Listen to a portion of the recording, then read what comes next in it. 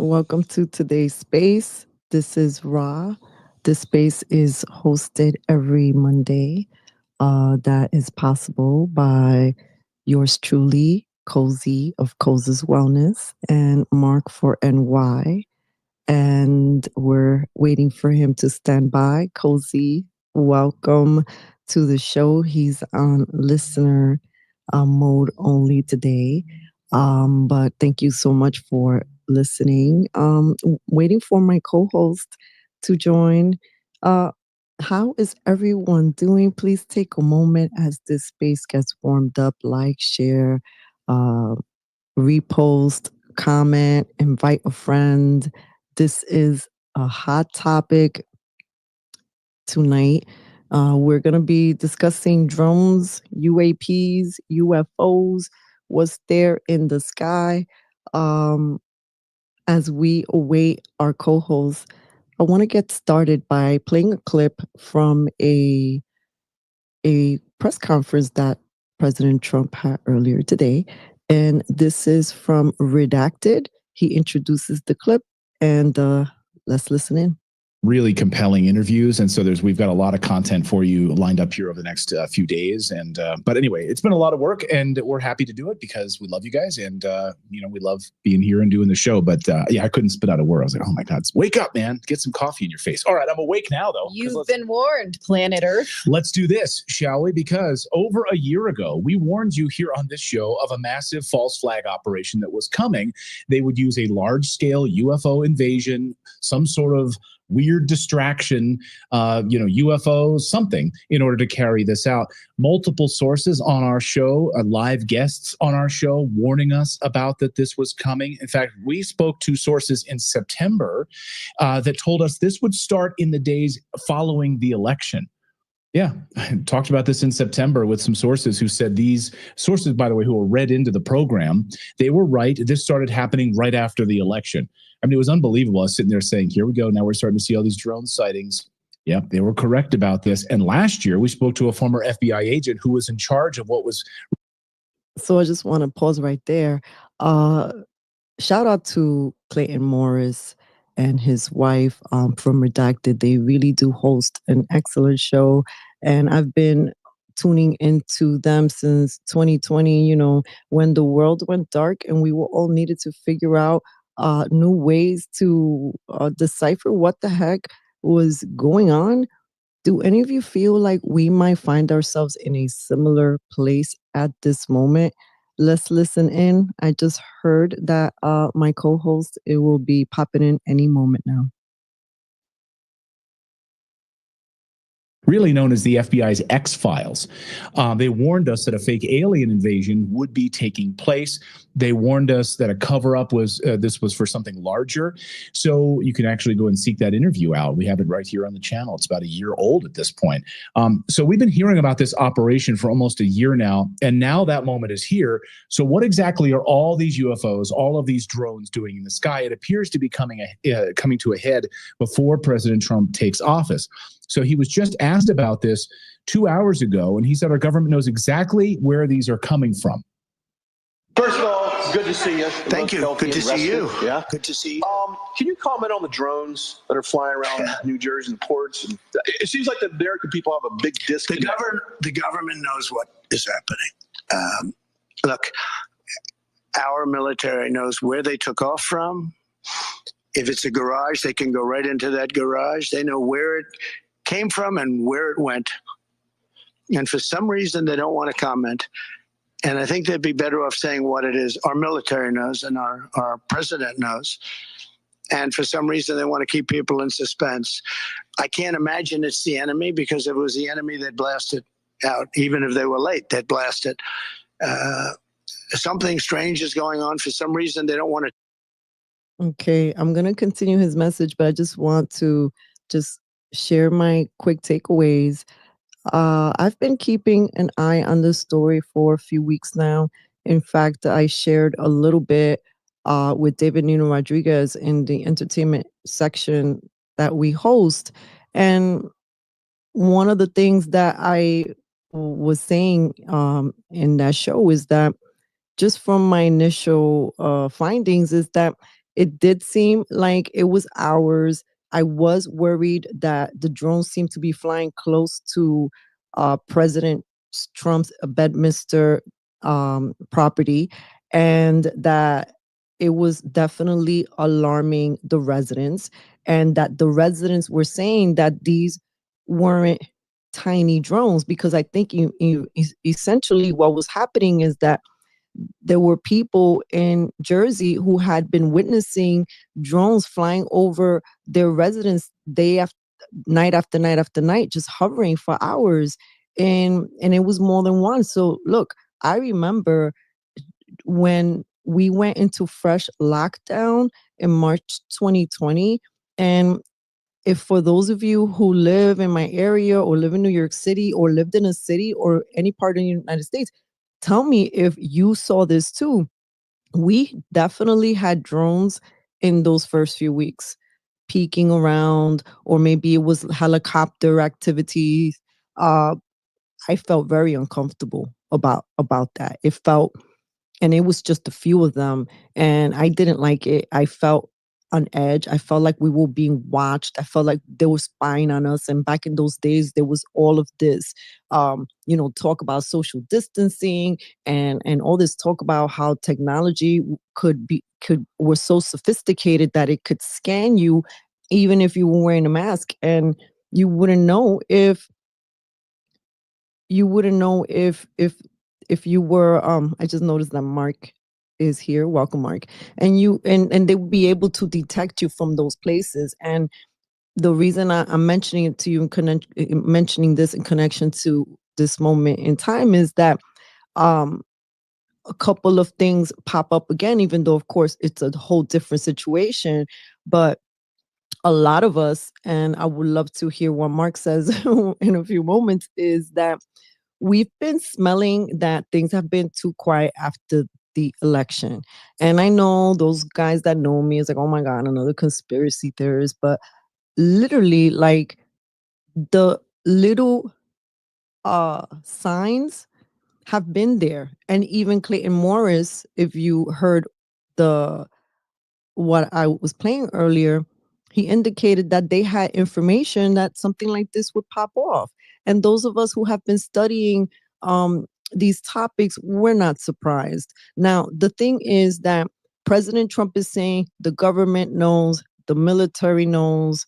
Will they tell us? I'm hearing reports that people are upset, that they're like, how come, if President Trump obviously must be clued in to something, how come he's not telling the people? Now they're getting mad at Trump. I'm always upset at Trump. But with that, welcome to the show, Mark for NY. Hello, fellow freedom-loving Americans. Good to be back on another episode of our X Spaces. Look up in the sky. It's a bird. It's a plane. It's some random drones that we have no clue what they're doing there. Yeah, I mean, honestly, I don't know what to make of it. I mean, on the Instagram post, I commented that could it possibly be a threat? Yes. Is it something that we need to lose sleep over or worry about? No. And I mentioned the serenity prayer, which is a way to, words to live by. It's not just an AA thing or anything. Lord, help me accept the things I cannot change, the courage to change the things that I can, and the wisdom to know the difference. We can't do anything about it. We don't know what's going on. There's no reason to worry about it. There's nothing we could do about it. If it was in the South, we could shoot them down, of course. Maybe it's just some, Christmas light show, like they showed the drones, what they did in China, how they have all these things going on. But I mean, I haven't, I'm on the other side of the country, so I haven't seen them. I haven't seen how many they are. Trump in his press conference said that he,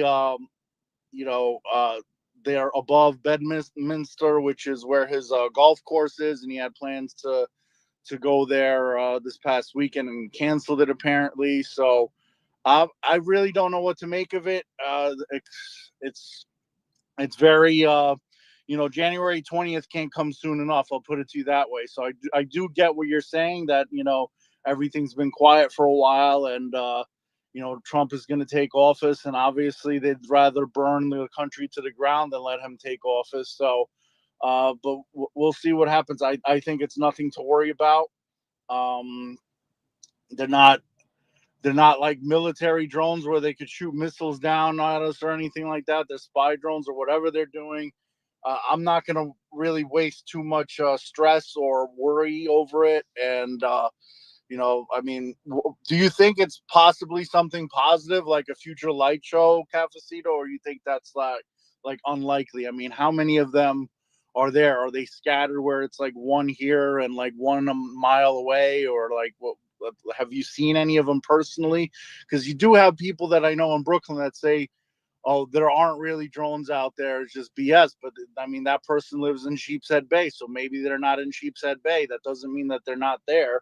So, I mean, have you seen any of them personally, though, Cafecito? Great questions, Mark. Well, initially, what tipped me off to just paying attention to the story was that the residents that were living this day after day for weeks, they were obviously saying that these were not just one, two, three, or four, five drones. They would see more than that. At one point, one of the sightings guesstimated, or maybe this is an official count, they saw about 50 drones. And then the other thing is that there were multiple reports that these things were about the size of a car. You know what I'm saying? So of course, people are like, but you're just like a civilian. You're not really flying. You haven't measured how far that is up in the sky. But then there was some reports that there have been some of these drones have fallen out of the sky, and people have seen with their eyes them just supposedly crashing. And a few reports that, according to some folks that were trying to track where this could have crashed, by the time they got to where they thought this thing crashed, it wasn't there. And then there was another uh, small plane. I'm trying to figure out if this has been confirmed, because according to whoever was reporting, it was either a small plane or one of these big drones that fell. And Hochul spoke about it, because it created some traffic tension. Hochul, of course, is calling for the feds to look into it. And this is sort of just when my little uh antenna speak out, they just start buzzing around, because I'm like, oh wow, this is funny. Hochul is behaving like this is a threat she's more concerned about than what I, to my knowledge, have not heard the governor of New Jersey really ring alarm bells. I've heard some politicians and senators. I could be wrong. So much information is coming out. And also too, some of the sightings, the visuals didn't necessarily look like orbs. They look like other phenomenon or orbs. And of course, this could also be attributed to whoever was recording the video. Was it clear? Was there lights? Was there, reflections? Like all of these things, we jump to conclusions. Now, ultimately, Mark, I don't have a read on this, to be quite honest, because I can't see how the government or would take advantage of people being on alert or hysterical to make it a bigger exaggeration and make it seem like this is happening like in mass. But there are other sightings, like apparently let me just say this, in there was a key US Air Force base that closed their airspace amid some of these drone sightings. And this happened for hours late Friday and into early Saturday. And I believe this was oh yeah, Wright-Patterson Air Force Base in Ohio. So it's just weird. Yeah, I mean, the government wants you in a state of fear. So even if it's nothing, they're accomplishing the job by that. It could be some type of drill or something. It could be a lot of things. But before we go any further, Monica had a birthday this weekend, and she is on listening in. And so I'm just going to wish Monica a happy birthday, one of our fellow freedom fighters. So definitely got to shout out Monica. We're not going to sing for you unless Cafecito wants to sing happy birthday to you, but I will Happy say happy birthday once again. birthday to you, my love. Monica knows I love her very much. Happy birthday, muñequita. God bless you. I hope you had a really beautiful birthday. Yeah, I wish I was in town in New York this weekend for the festivities. Looked like an awesome party. Hope you had fun, Monica. Oh, the thumbs down. Do we gotta invite Monica to speak? Do you feel like speaking? Thumbs up if you want to speak, Monica. We'll send you an invite. I'll send you an invite if you want to accept it. Go ahead. But anyway, yeah. So I don't know what to make of it. I mean, obviously, everything is speculation at this point, and it's hopefully it's nothing. Hopefully, it's just some type of drill. I mean, I think if it was a serious threat, maybe President Trump would say something. But at the same time, he says they're flying over Bedminster and he's going to cancel his plans to be there. So why would he say that if it's not something that's a potential threat? If it's non-threatening, then why are you canceling your plans? So it could be, you know, that they said if it was the enemy, they would have shot it down. And he says the government knows where they came from, etc. So I'm not sure what to make of it, but. Monica, you're added as a speaker. Anything you want to say? The floor is yours. I just want to say Welcome to the thank you. I just want to say thank you. You're quite welcome. And the thumbs down is because I was just being silly with Ross singing. That's all. You love me. Oh, okay. I thought it was something to do with you not having a good time, and maybe because of DVS, who's also joining us, if he had anything to do with the birthday party not being good. No, it was. I had an amazing day, and he surprised me with a bunch of friends in my house. So I had a lot of fun that day. I'm gonna post a reel or like something later. I'm not really good at that stuff, so he's gonna help me. And then I'll post it, just showing I wish everybody would have been able to go. It wasn't like anything crazy. We just chilled in the house, and then we went to Diker Heights because I love Christmas. Yeah, lights. I love Christmas, and I love Christmas time. And for some reason, I'm always the only one in my friend group that likes the winter, and I don't mind freezing because I love like doing winter stuff. So, we went out there to see all the awesome lights and whatever. For those of you ever visiting New York during Christmas time, Diker Heights is one of the best neighborhoods in the country for Christmas lights. They do put on. They really, a lot of people with money over there, so they hire professionals and they spend a lot of money to make their house look insane. So and it's free. And it's free. So I mean, if you're gonna go by car, you're probably gonna be moving very slowly at times, but it's definitely, it's ideally you want to park and walk around or whatever, which, I mean, I lived in Bay Ridge most of my life, so I could literally walk up there because it's like the neighborhood right over. So but that's nice. And also Mill Basin is nice. They got some nice decorations up there as well. Yeah, I had a great day. And just really quickly, I was like, this is, I believe, my 4th birthday with the Freedom Fighters since we all met in 2021. And every single year, we just happened to be freezing. Like the last 3, obviously, it was because we were doing like stuff that I like to do. Like ice skating, or last year we went to the seaport and we saw like the Christmas tree and like a bunch of like winter wonderland stuff around there. And then this time it was the Diker Heights, and just DVS got me like a real tree for the first time in my entire life, which I've always wanted. It was like so cute, I wanted to cry. But the first birthday that I had with all you guys, was the first time that we all got arrested for going to a restaurant without our vaccination cards. And Fun times. yeah, and we had to stay. Well, didn't have to, but we all chose to stand outside and protest outside of the police station while everybody was, the people that were locked up were in jail.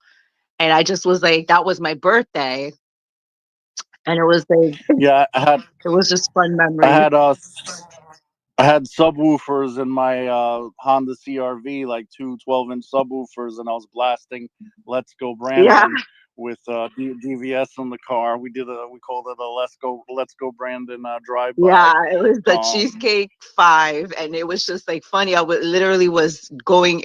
We were in Diker Heights, and I was like, every single year for my birthday that I'm with you guys, we're freezing to death. And that was the first one. We were freezing outside protesting the arrest of our unvaccinated friends. So fun times. well, it's good to hear from you, Monica. Happy birthday, Thank you. Hey, and I'm Monica, glad I you. have a question for you. Yes. Oh, and then a reminder, whoever, when we're not talking, let's mute our mics so that we won't have crosstalk. But let me put my little hand down. Monica, so how do you feel that you look back and that is one of your memories for your birthday? And 4 years later that you you got arrested. It is literally, it was like one of the best birthdays ever. Just because it was such a, it was it was like the moment of like one of the few like serious moments of us all being together and bonding against the system that was trying to take us down. Like I almost got arrested because I was refusing to leave, and the cops were threatening to take one of the other girls that were with me. I don't know if you know her, Naomi. She was there with her daughter, and she was being threatened to, like, I'm like, what are you gonna take all of us, even her? Like, she has her kid, like, you're gonna take what are you gonna do with the kids? Like, you're just gonna take the moms, and the police were literally gonna arrest us. And then, Leto Braveheart, slams his stuff on the table and says, Monica, take my stuff, because I'm not going anywhere. I'm not leaving. And like, he gets arrested without even planning to have been arrested. Like, we were just like all like bugging out that it was so serious that the cops were literally arresting us for trying to eat at the Cheesecake Factory. It was That is crazy. And it was just crazy. like, yeah. And then like everybody just goes to this police station to protest the five that were, arrested. Mitch, Ray, Leto, Mitch, Ray, Leto, Greg from New York du jour, and somebody else. I can't remember the other. It was like an older guy that was arrested. I don't remember exactly who, and it was crazy. Wasn't Joy arrested too? No, it was the first time that we all got arrested for, like, it was the time that we were like, it was the Staten Island crew, and all of us had planned to do a sit-in at the malls. Like, they were at the Staten Island Mall in the food court, and we were in the Queens mall Yeah. doing a sit-in at the food court. And then, we all like actually got to eat without having a vax card. And then, Derek Gibson, who had been running for, I think, governor or something, was like, that my wife and I were trying to go to Cheesecake Factory, and they, refused the service. So after the food court, we went to the Cheesecake Factory, and it was like mayhem because they were freaking out. You can't be in here. I was being told, if you had a special doctor's, note, maybe we would have you in in a specific section where you could, sit away from all the other customers and eat. And I'm like, this is insanity. Like, this is crazy. Like, you guys are telling me I can sit in here and eat without this thing if I have a note from a doctor saying like I can't get it. It was just like nuts. Like, it was nuts. And then the fact that we all came together after that, like, people were coming from everywhere once they found out that some of us had got arrested. people came from Staten Island, Queens, Brooklyn, like everywhere that wasn't even with us in the Cheesecake Factory. Like everybody just came out of nowhere to support, like until I don't know what time in the morning when they finally got released. And that was just like the beginning of us going and getting arrested just for trying to get like a coffee or cheesecake or anything anywhere during that time. And it was just like such a bonding moment for us, because that's when it became real, when we were actually getting arrested for standing on our principles and fighting back. I gotta. Yeah, I mentioned this I mentioned that specific night recently in my Thanksgiving post, because the freedom fighters are like my extended family now. And I remember that day, everyone, I was posting about it. I was checking everybody's lives to see what the updates were, but I was laying in bed ready to go to sleep. And it's like literally like if your kid was in trouble or a family member was in trouble and you got to go get out of bed when you wanted to go to sleep because you got to go to the police station. That's exactly what it was. And I drove from Bay Ridge, Brooklyn, down to down to the precinct. Like, yeah, it was definitely, it was my birthday, and I was like, I would have not had it any other way. It was like so special to me, because we were like really all close. Like we really showed up and showed out for each other. Like we were really backing each other in a serious moment. It wasn't just going to a rally and just yelling and screaming, marching through the street. It was like we were actually supporting each other and showing that we were going to stay out there in the freezing cold, just to make sure that our boys were like, our family was like safe and got out. So I love it. Yeah, we weren't going home until they got out of that precinct. Exactly. So anyway, I'll let you guys go back to talking about your UFOs, but I just want to, say thank you for the happy birthday shout out. Oh, well, hey, anytime, and you could hang with us because, we want to ask you what you think about some of these topics. I mean, look, that day, I remember that day just from the observer's point of view, because, the independent media, I had to choose my battles. And I had that discussion quite clear with my sister, who was like, you're covering these events. You guys are getting arrested. I'm like, oh my God, where's my line? And my line was, and Kozi knew this, I would get arrested for the mask if I needed to. And I came close to getting arrested twice. Not that the cops would call, but that they threatened to call someone. And I definitely got stalks, and I definitely experienced a big, huge security man in a store that was completely empty. He was completely flexing on me, like with his bigness, and getting real close to me, and was like, you got to put a mask on. And I was like, no, and you're making me anxious. And what are you gonna do if I put a mask on and I start hyperventilating and I faint? How are you going to care for me? Are you going to call 911? Should I feel safe? And I started asking him so many questions that he didn't know what to do with me. And he left me alone. But my body was trembling because there were people who lost their emotional composure. And when they were in a security capacity, as I'm sure you guys witnessed time and time again, when you were on the other side here sitting at a restaurant, and saying, no, I'm going to defend my constitutional rights. Ustedes están crazy. No, I'm not going to show no freaking vax card. We're not even down with that. And people behaved a fool, including what I couldn't believe were NYPD officers. No disrespect to my friends who are part of the NYPD or former NYPD. And I look forward to chatting with John real soon. I'll pass the mic on to him. Welcome to the show. But I have to say that moment filled me with a lot of trepidation, and just standing on, I will not wear a mask, or if I have to compromise, I'm not going to cover my nose. I mean, listen, it was such a barrier for me that I didn't even go to try to see my uncle at a hospital because they wanted me to be fully masked on. Like, secure this little stupid mask. No, I could still see that you're breathing a little bit. It's not quite over your whole nose. No, no, no, miss, you need to adhere it fully so that there's no like air pockets. And next thing you know, Rose Angel's having a complete full body meltdown in a hospital setting.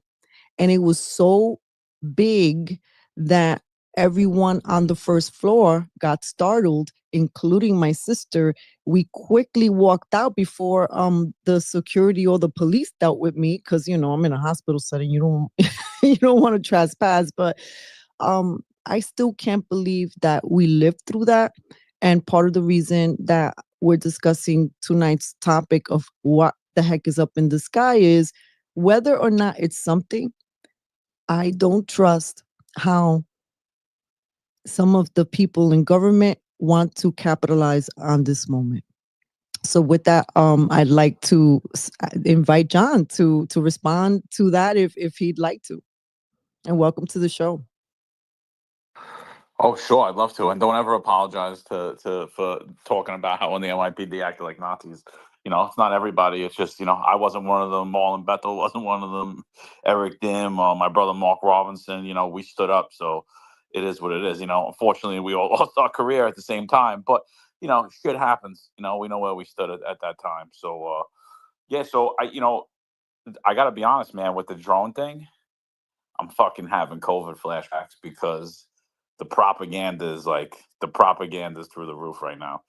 And watching how easily people are led by the media and led into this fear path.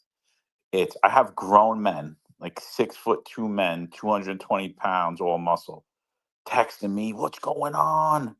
What are you hearing?" I'm like, what I'm hearing is, and what I'm seeing is that our elected officials are lying to us, that our police department's lying to us, and they're fucking completely incompetent and inept.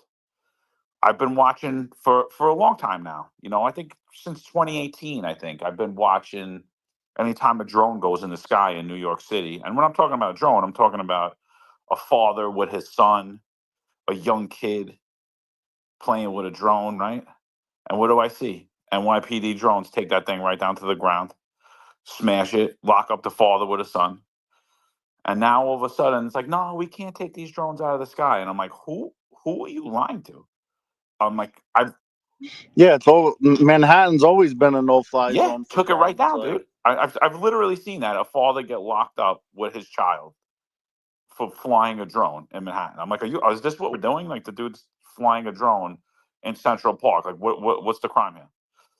And now all of a sudden, on the heels of us spending hundreds of millions of dollars into this police department, millions of these dollars are going to this drone program, right? We've been hearing how they're going to replace cops with drones, and drone as a first responder program, and all this stuff about drones. And now we don't hear anything about drones. And now there's numerous 911 call after 911 call about it.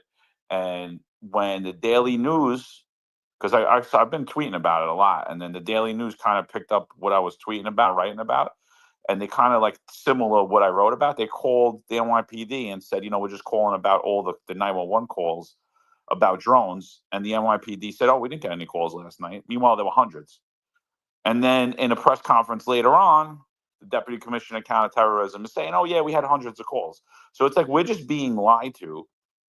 And the apathy amongst people remains. Like, I think I said that like a couple of weeks ago when I was on here, is like everything that happened in 2020, it brought us together, and we're together. And like, we're a lot smarter.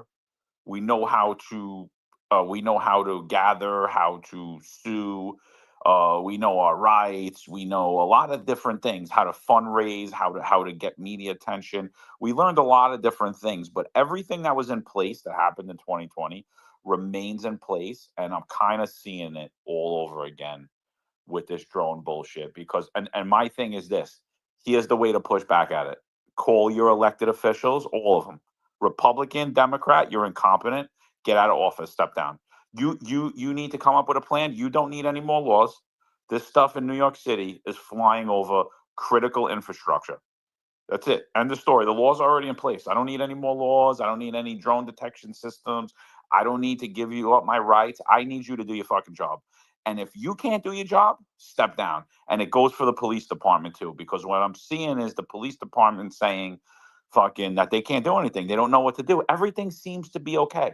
I'm like, well, I'm not okay with that. And this is the biggest case for me to defund the police. I never supported defund the police, but what you're telling me today is that you can't do anything. You know what? Maybe we don't need to spend all those billions of dollars. So I'm like, I'm like, that's where I'm at right now. I say we push back and try to defeat the apathy amongst people, like waiting for somebody to come save them, and try to wake up all these people that are panicking the same way they did during COVID. So, John, is the NYP getting like a stand down order? I'm assuming from higher ups, the federal government, or Yeah, what? so I mean, listen, there's a very small sect of officers that actually have access to these drones, right? The NYPD only has a fleet of about 100 drones, which they spent millions of dollars on. They have this huge command center. They have drone detection equipment already.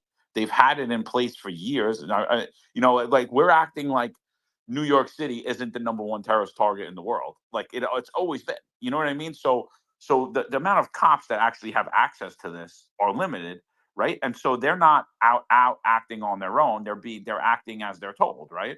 And then what's happening is these 911 calls are coming in to all precincts around New York City. And what are they doing?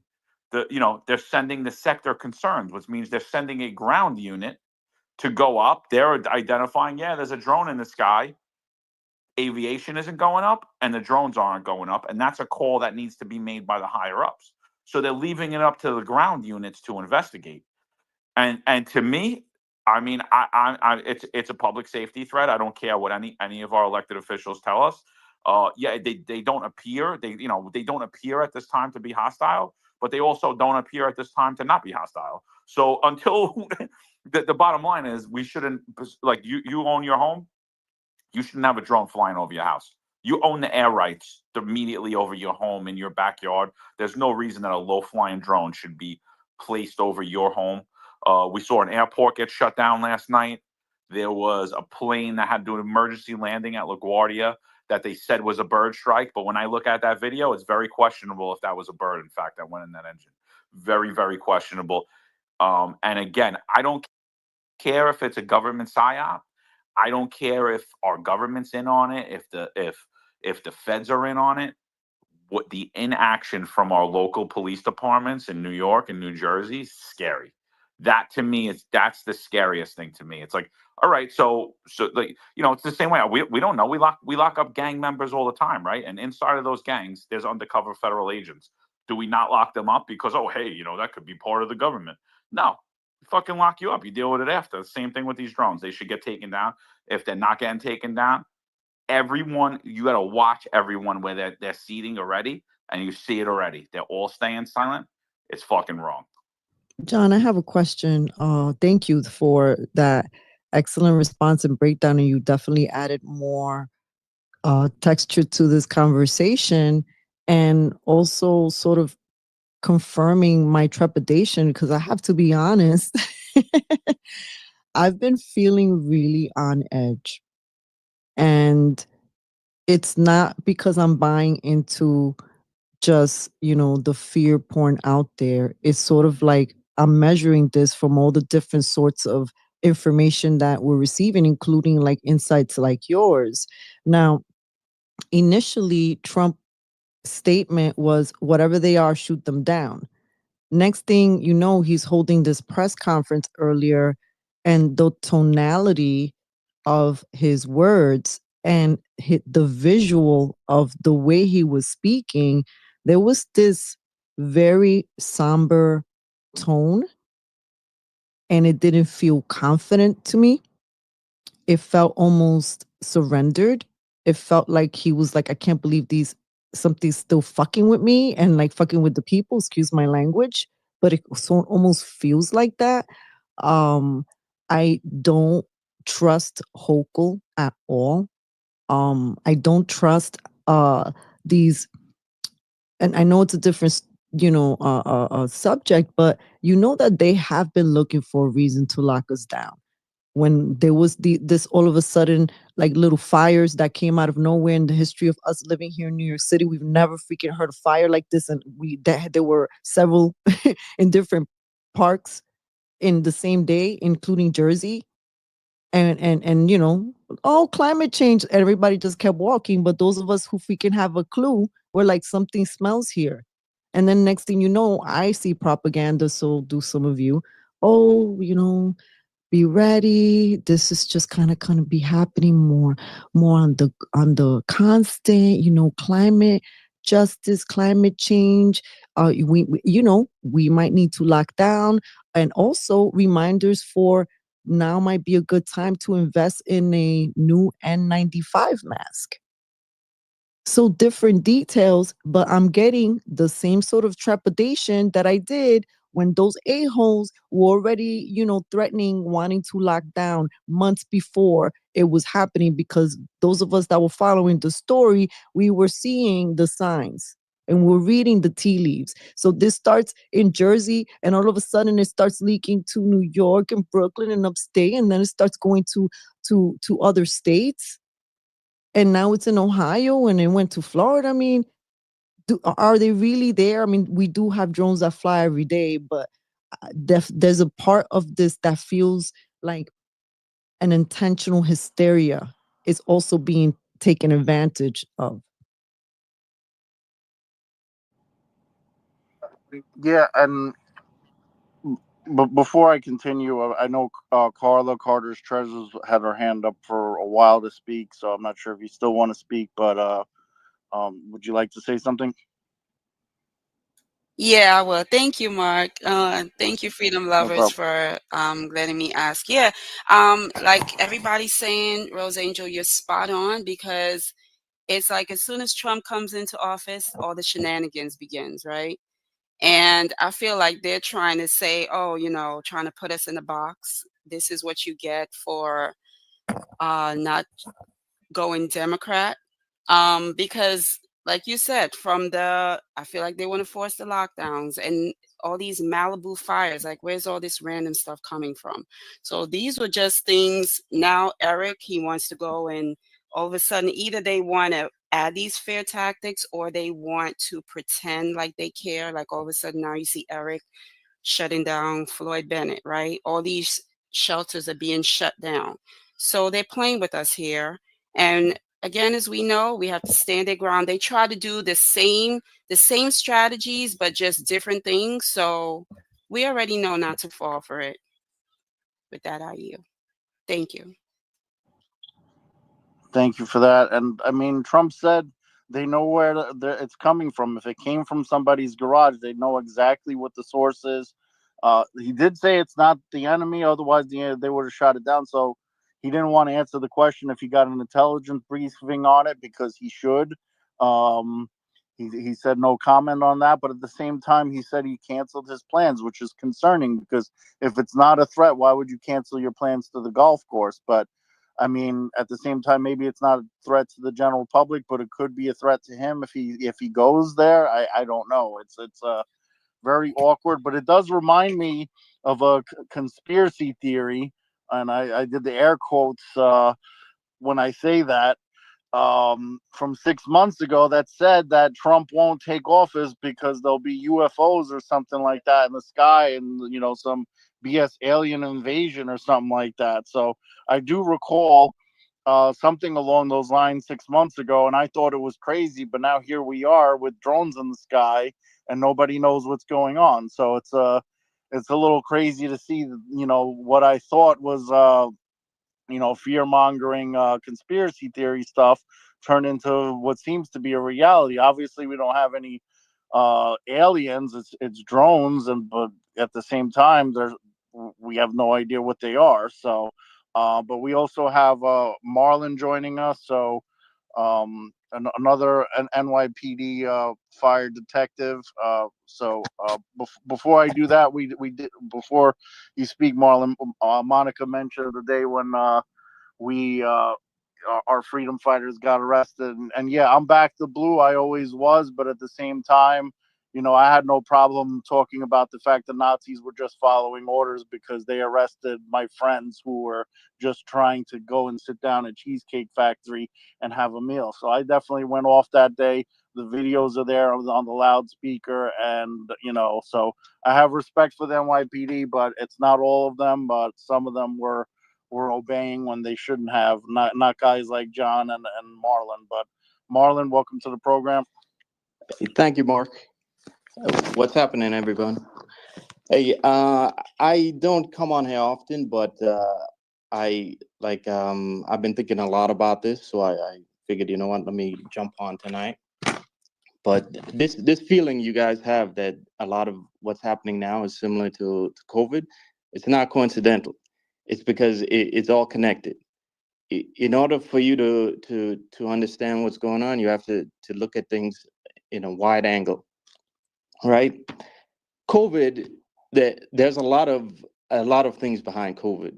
Besides what we talk about in the media, there's also money behind COVID, and not just money, but the future of money.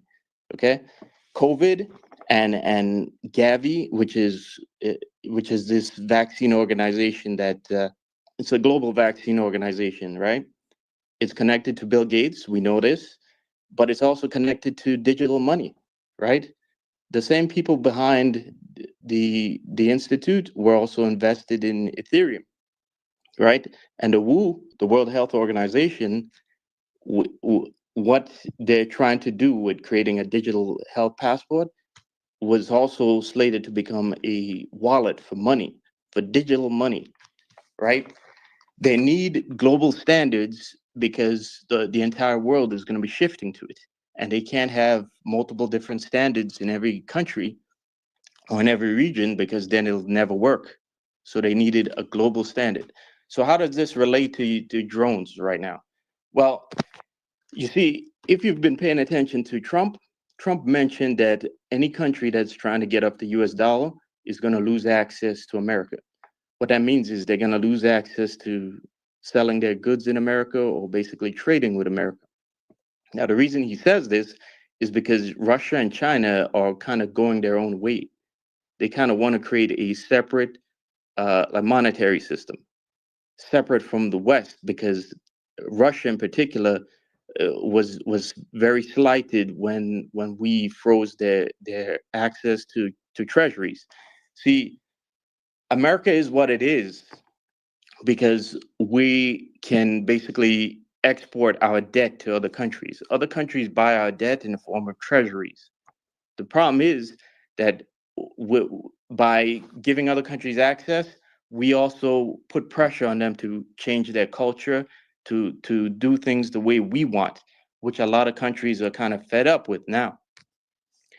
So you see, China is kind of going their own ways. And one of the byproducts of that is going to be a separation of kind of world trade.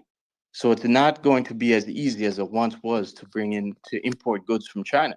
And you can see this because Trump he made those comments, and he's also pushing to bring back domestic production to the United States.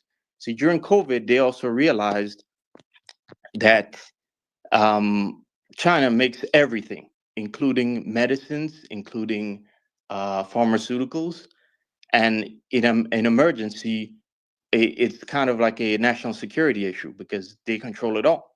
So Trump wants to bring back factories to America, which is going to bring back chips to America, which is going to bring back everything from production of drugs to America because it's a national security issue. In the case of chips and technology, we can't even go to war with China because eventually we're going to run out of chips for those bombs because those chips are made in China. So you see with the drones now, China is the world leader in drones. The top manufacturer is DJI.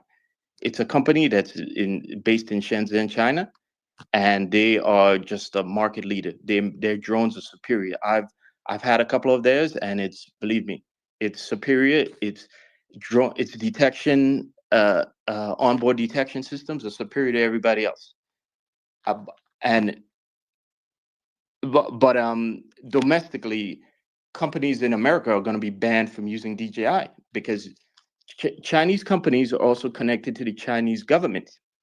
So you don't want people using you don't want police using a DJI drone, and now the Chinese government has access to NYPD databases, or they could put in a Trojan software into that drone that immediately, once NYPD connects it to their systems, the drone infects our system with that virus and is backdooring information to China. So we need a domestic drone industry. So what I believe is happening now is a psyop to push government to quickly advance regulations that will boost a domestic drone industry. Because the one of the problems with the West is that we need a crisis to make changes. So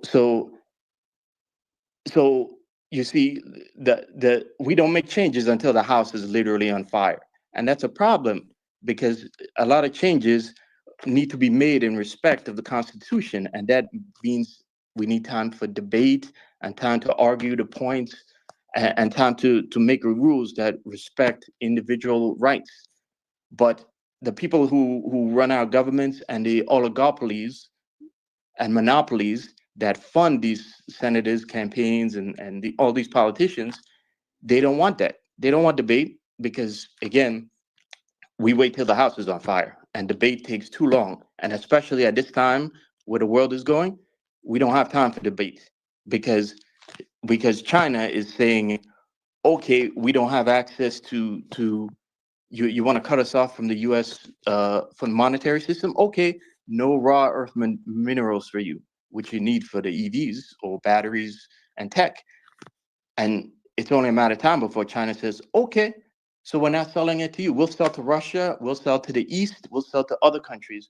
We don't need you, America.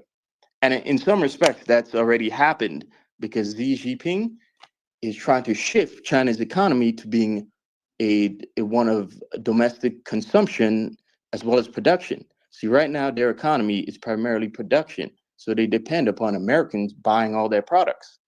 But if they switch to a consumer by promoting their domestic tech companies and products, then they become more self-reliant and they're less dependent on America. So you see, what's happening in the world is bifurcating between East and West. And the problem is for us in the West, we wait till the house is on fire, which is now, and we have to make these rapid changes. And these rapid changes, they happen in a problem reaction solution manner, right? The psyops is coming from these very same aerospace industry companies, and government is pretending we don't know what's going on, even though the DoD has satellites that could pick up a quarter in the middle of a Manhattan street, and they've had these satellites since the Cold War. So you could only imagine how powerful the satellites are now. But they're all pretending they don't know because they all want the same objective. They all want Congress to move its feet and to get regulation going. And they all know that if we were to have debate, these things wouldn't happen for years, you know? So that's just a little of my thoughts on what exactly is happening now. Marlon, you said tragedy needs to happen before change is made. What change? Is there a specific change that you would like to see done that you're maybe referring to, or? Well, no, I wasn't speaking about me specifically. I was speaking the way the West works and the way America works. We do not make. Unfortunately, like the change that happens after tragedies usually isn't a good one. Like 9/11, we had the Patriot Act taking away our privacy and etc. So it's like change happens after the house burns down, but it's usually not for the better. Exactly. See, for years we could have been improving our security for airports and tightening up things, but again, we wait until 9/11 happens, and now all these changes come along, like the Patriot Act, which don't benefit the individual, and in a lot of ways sidestep the Constitution, and that is the main problem here. And a lot of the reason why we wait till the house burns down is because government is so bloated and inefficient and corrupt. And you can see why Trump is also pushing Doge. This is one of the reasons why he's pushing Doge, because we need those changes, but we need those changes in a way that's going to respect the Constitution and individuals' rights.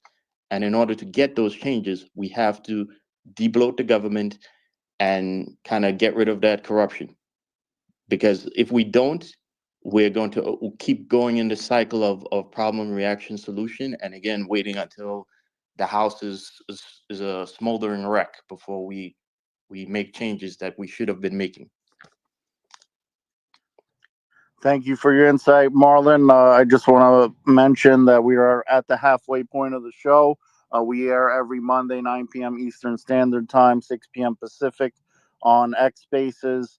If you are enjoying the program, make sure you repost it so other people could listen, either listen live or listen to the archived episode.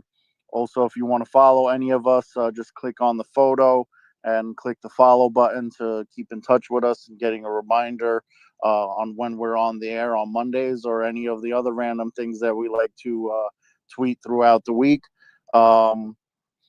Kevin joined us recently. I muted your mic because you were unmuted, and if you're not speaking, just mute your mic. But Kevin, do you have some insight on our on these drones or something else that you wanted to ask? Kevin Revel. Bottom I see. left. Can you hear me? So.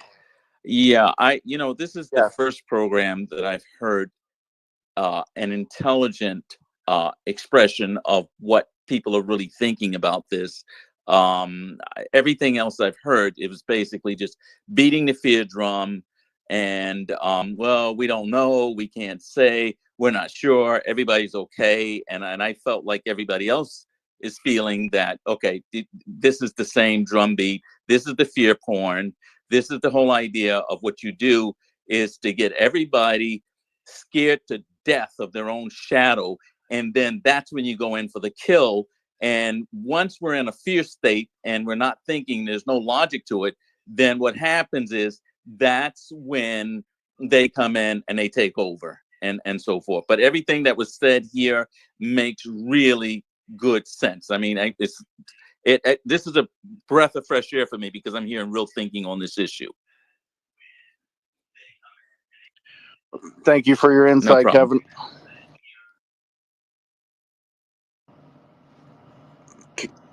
Cafecito, do you want to take it away?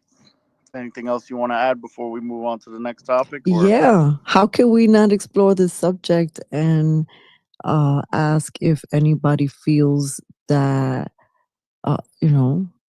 if we're going to cover the subject, part of the subject is also UAPs, UFOs.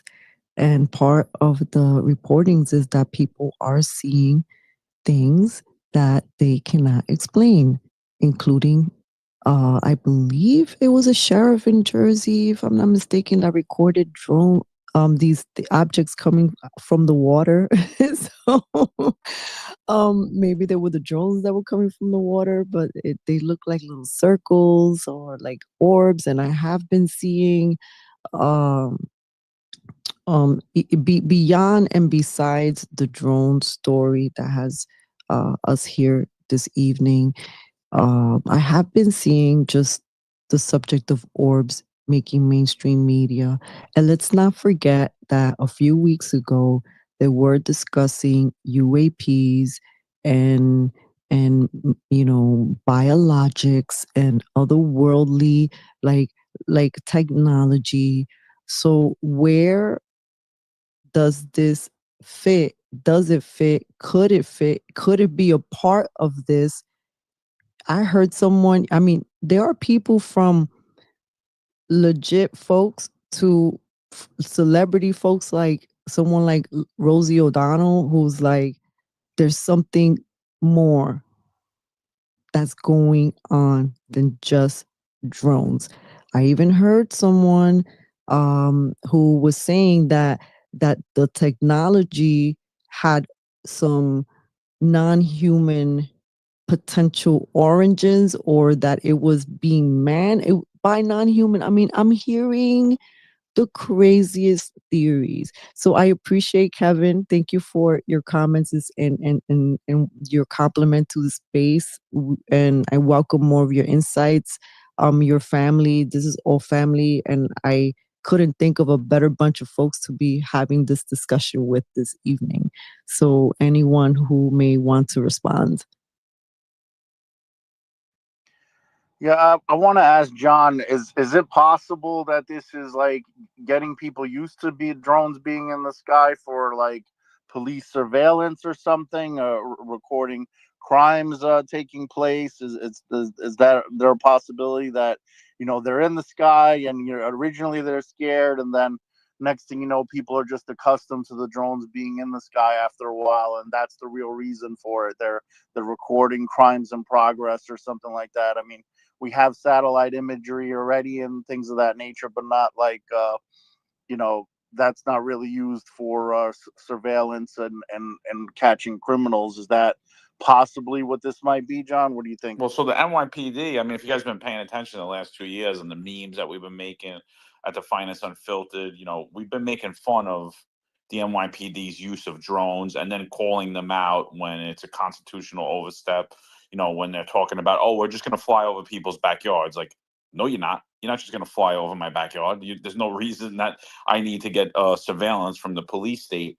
So, I mean, while I could see that being a theory, like that could be a plausible theory and something that worth exploring, I really don't think that's what it is, as they have the drone program in place. You see it being utilized in Central Park. You see it being utilized in some other precincts throughout New York City where they're actually using these drones almost in a patrol manner, replacing a human element of policing. But the drones that they're using do not have the capabilities that these drones have. And I mean, and they're spending big money on these drones, because you got to think anything in the police world, you know, we absolutely destroy them, right? You take a car a year later, it has 100,000 miles on it. You're taking a commercial drone has never experienced patrolling New York City. So we're going to be spending millions and millions. These drones are going to be falling out of the sky left and right, in need of serious repair. And they just really, they're only, at this point, they're flying for 45 minutes a pop, and then they got to be recharged. So while I agree that could be a possibility, there's a lot of possibilities, right? I heard the other theory about, you know, listen, it's our government. It's our government looking for a dirty bomb. There's a dirty bomb in New York City, and that's possible too. And then that just shows me how completely incompetent and inept our leadership team is, nationally, at the state level, and locally. Because if there's something that they're looking for and we're all uh, seeing what they're doing, I mean, then how is that? How do we trust them with any secrets? How do we trust them with anything? You know, so I don't know, man. There's so many theories around it, and then, you know, Cafecito's talking about alien life. Listen, the universe never ends, so there's absolutely no way that I think that we're the smartest thing that's existed in the universe. I mean, Eric Adams is our mayor. We had Bill de Blasio as the mayor. You know, we've had Joe Biden as the president. I mean, like, I don't, you know, I can't imagine that we're the smartest life form in a universe that never ends. But you know, there's a lot of theories, but to me, ultimately comes down to, what are we going to allow, right? And what are we going to allow? If that is what it is, they're just trying to get us used to drones flying over our house and constant state of surveillance. I mean, why are we allowing this? Why are we not pushing back at our elected officials? Why are we not pushing back at law enforcement and demanding answers? And it's scary to me that they won't give answers, because, you know, I think at this point they realize that any answer they give will fail at the first question. And so their way of not getting involved in an actual political debate is just, we don't know what's going on, and just look like complete incompetent morons. But I think that's what we have to push on as citizens, that, like, you guys are incompetent. Listen, if you can't figure it out, you need to step down. You need to be done. You know, I don't know if you guys heard the state assemblyman in New Jersey speak on it. He was a helicopter pilot. He was actually in charge of putting drones up in the sky.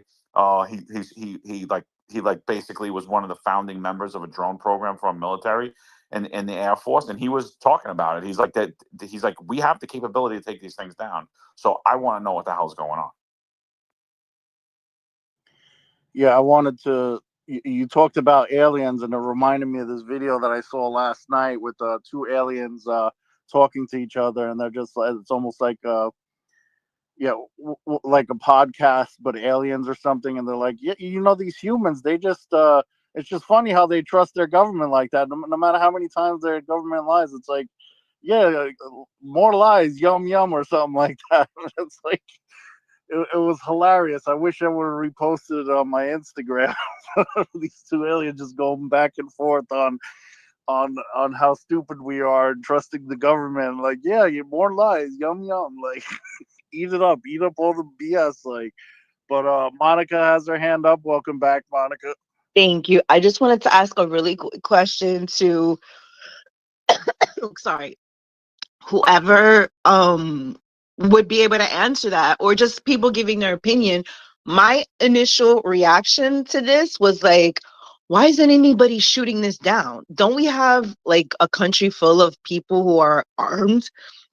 Through this, we have the right, the Second Amendment right to defend ourselves. A lot of us have weapons. Why is no one shooting this down? Or even if they don't have guns, why isn't anybody like trying their like damnedest to like, if you see something flying over your house that looks abnormal or like out of this world, why isn't anyone trying to get rid of it on their own? The answer to that is the drones are not flying over Florida or the South, or they're flying over New York City, where we don't have, most people don't have weapons other than police officers and military, And etc. So criminals. it's not. Criminals have it too, but just like, even if you don't have a Yeah, I gun, why mean, wouldn't it's anyone not. try to like knock it out? It's not. Handguns are not easy to take down a drone with, and that's usually what criminals have. But I mean, that would be my answer to it, and it's New York City for the most part. And even though we do have the Second Amendment apparently doesn't exist in New York City and a lot of the Democrat-run cities. But Marlon, you were going to comment on that? Yeah, I was just gonna say it's against federal law to do that. You can't take down a drone. You'll actually get arrested. In fact, there was a gentleman in Florida who shot a drone. I think he shot a Amazon delivery drone, and the drone crashed, and the local sheriff's office came and arrested him because the drone captured footage of him shooting at it. So But that was like a regular random drone. Like, do we actually know that these are just regular, run of the mill drones? That's what I'm thinking. Like, if this is like flying over someone's house, isn't that like a threat? well, It could be anything. well, you're right, but you see, this is where you need government to do their job, and the local police to do their job. Now, I worked in the NYPD's. Good luck with that. I'm sorry. Yeah. I said good luck Well, with that. yeah. But I used to work in the NYPD's Intel Bureau, and we used to get drone cases all the time. And you go out there and you try and locate the drone owner, and you warn them. And if they were to have done it repeatedly, or let's say they crashed the drone and it damaged property, or God forbid it hurt someone, then it's actually elevated at that point. But the local drone laws have actually been changed in the last 2 or 3 years. So now you can even operate a drone within the city without having a license and without, say, notifying police before you do it. But if I may, Yeah. to just follow up on what you said, Mark, before, I think this is 100% to acclimate us with drones, because again, the large companies, the large big box retailers like Amazon and Walmart, they are already doing drone deliveries in rural parts of the country.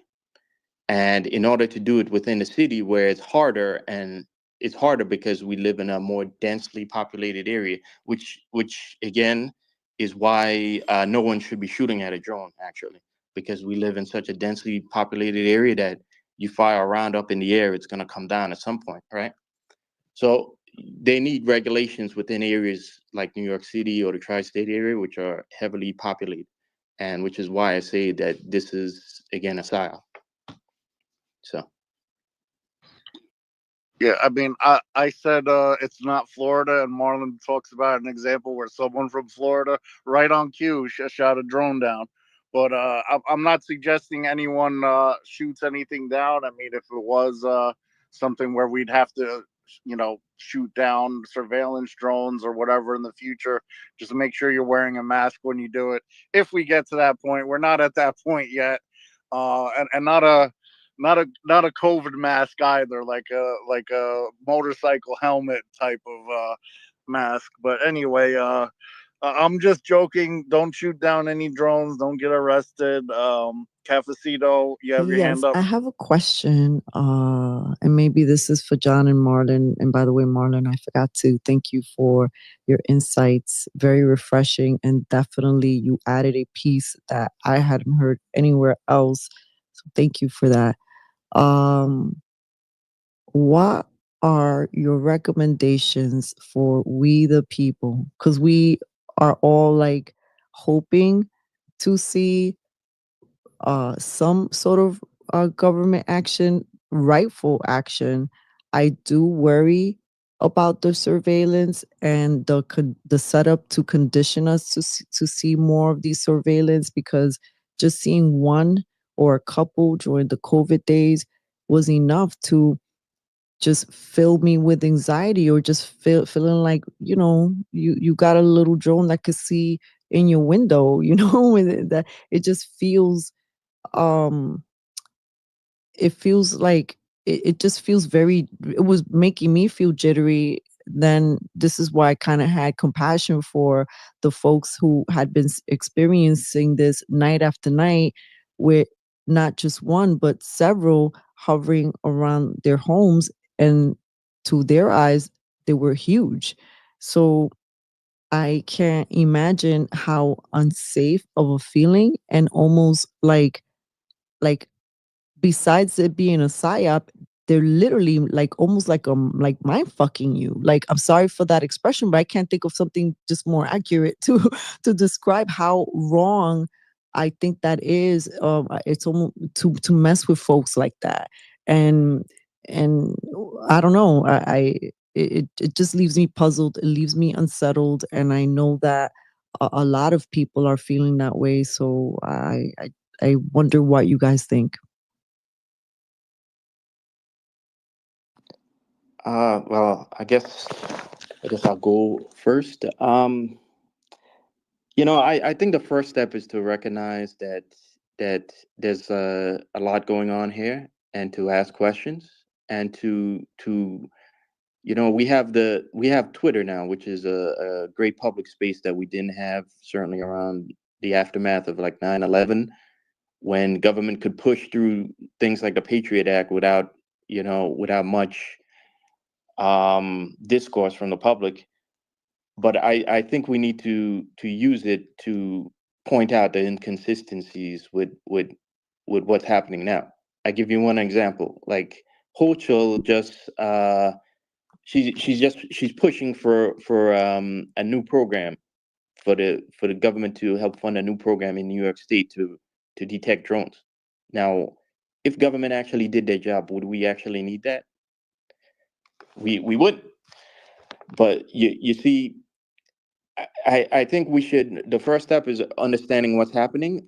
Then we need to point out the inconsistencies, and we also can't fall for this fear and panic, because once we buy into that, people start acting irrationally, just like they did during COVID, and it becomes a lot easier for these politicians to push through the laws.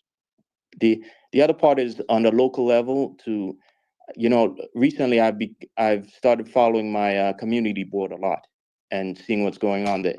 So I think it's a good way for us to get in contact on the local level with our city representatives, and if you're not in the city, like your town city council or town council or whatever.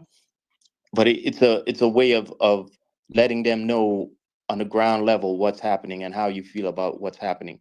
And I think it would be a good idea for everyone to a lot of times you could listen to your community board meetings on the internet, right? And you could also participate via Zoom on the internet. So I think it's a good idea to listen and to see if there are other people talking about it. And if there are other people panicking or pushing your community board to push the city council to make some new draconian law, I think it's incumbent on you to speak up and to help calm the situation down. Or even if it's just your neighbor that's panicking right now, I think we should all just tell them to take a deep breath, before we start making irrational decisions and pushing government to take more of our rights away. So Thank you. Yeah, I'm gonna comment on what you said, Marlon, about Hochul wanting to pass legislation for drone detection systems. John already mentioned that they have drone detection systems already, and President Trump mentioned that they know exactly where it came from. If it came from somebody's garage, they would know exactly where the starting point was. So this is already in place. The reason why Hochul is doing something like that is whatever legislation she has in mind is one of those omnibus type of laws where they're going to include something about drones, but they're going to include other stuff in there that's definitely not good for the people, whether it's privacy or something evil.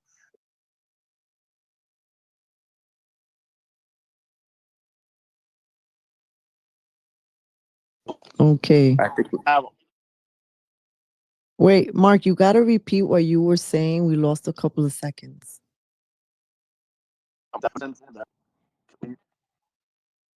So Okay, start again. Okay, Yes, so I can hear you from the clearly top, now. if Hochul is putting together legislation, number one, it's probably already written, and it's going to include something that's not good for the people. If it's taking away privacy or whatever the case may be, it's going to be a blanket legislation, one of these omnibus type of laws that got 1,000 pages or 500 pages that none of our representatives actually read. And then if you're one of the good guys and you actually read it and you vote against it because of the negative things in there, then when it comes time to re-election, it's like, oh, this person didn't want to protect us against drones. They voted against the Drone Protection Act, because that's the way politics work. They name a bill something, and then if you vote against it because it has other evil things that have nothing to do with what it's supposed to be, with the title of it, could be called Drone Protection Act, and could have something to do with biological men in women's restrooms. Like, they'll put that in there, like nothing to do with drones whatsoever, but they will put that in there. And they will put other things in there, like we saw with Proposition 1 in this past election, where they made it seem like it was the Civil Rights Act, but it really was letting men play in women's sports. But most New Yorkers didn't know that, otherwise they wouldn't have voted yes on it. So that's the way, unfortunately, how politics work. And if you vote against it, then you're the bad guy in the media, because you voted against the Drone Protection Act. You voted against it because, if you're an elected official and you actually read the 500-page bill or whatever nonsense they put together, they're going to attack you for voting against it because of what it's titled. And the public isn't going to know that you were looking out for them, because you actually read the bill and you realize there are a lot of things in there that are no good for the people. They won't know that. They'll just know you voted against it and you don't want to protect the citizens against drones. So that's unfortunately how politics work. Okay. Did you hear me that Yeah, time, I did. I Cafeteria? did. You left me without words. I couldn't even believe it. John. Yeah, listen, I think, just to answer the question you originally had, I think we already have the playbook. I think that we've been pretty effective at ending these mandates, at calling out that bullshit with the masks. I think we did it. And I think what Marlon's saying is 100% on point, is we have to call out the bullshit as it comes out. Oh, you need more protection, but you already have it, right? and this one said that, and you said this last week. You said this at 3:00, but now it's 5:00. You were wearing the mask at the COVID press conference, but now this is about a party, and you're not wearing the mask. And I think the more and more of us we could awake, I think the real that's the real game, is just to say, like, we're not having it. We want to know what the fuck's going on. You're telling us our police departments that can't do anything, so then we don't need them to fund them. That's the biggest case for the police department ever. You don't know what to do anything. You can't do anything. You're just a city council person. Step down. You're just a state senator. Step down. You're just an assembly person. Step down. And I think that's the way that what they want us is to be dumb and not know anything. Like what Mark just explained. And this is how we've been getting played for our entire lives, basically. That there's a bill right now, just not to get off topic, but there's a bill right now called the Anti-Semitism Bill, Awareness Act. And, Mike Wall is pushing it, and he's the front runner. He's the Republican front runner for governor in New York. When you read the bill, it sounds nice. It sounds great, right? Oh, yeah, Anti-Semitism Awareness Act, right? I don't like anti-Semitism, right? All this shit. You read the bill, and it's like, oh, well, we're going to give a legal meaning to what anti-Semitism is. So I'm like, okay, what's a legal meaning to the word anti-Semitism? So I look, we're going to base, and this is how it's written, we're going to base our definition of anti-Semitism off of the International Holocaust Museum's definition. So it's not even written in the bill. So what they've done is give the ability to an international organization who's not elected by the people to basically change our law at will, because they could change what their definition is because it's not even written in the bill. So then I'm like, well, what is the International Holocaust Museum, International Holocaust Museum? How do they define anti-Semitism? And I read, and I'm like, wow, that's interesting. You know how they define it? There's numerous ways they define it, but one of the ways is any claims that the Jews killed Jesus, which is a foundational belief in the New Testament and the basis of my faith. So I'm like, we're outlawing the New Testament. We have all of these Republicans in New York pushing this bill. We have all the Republicans nationally pushing the bill. I think almost all of them voted for it. And they're like, and I push back at Lawler, and he comes back at me and he's like, well, President Trump supports it. I was like, well, I don't really give a shit that President Trump supports it. I'm a supporter of President Trump, but you need to answer the question. What you're outlawing the New Testament, you're defining my faith as anti-Semitism. You don't see a problem with this?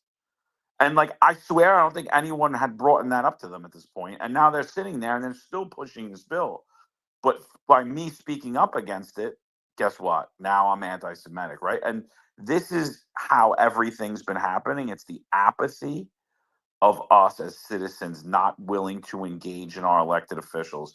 I think we already laid the blueprint out in COVID. We weren't violent. We were completely nonviolent. We've been advocating time and time again about what's wrong, about what's constitutional, about what's legal. And then unfortunately, they listen to two things. I've been saying this for a long time. The only two things that the people in charge of law enforcement or in charge of making law, they listen to two things. The two things is lawsuits and bad press.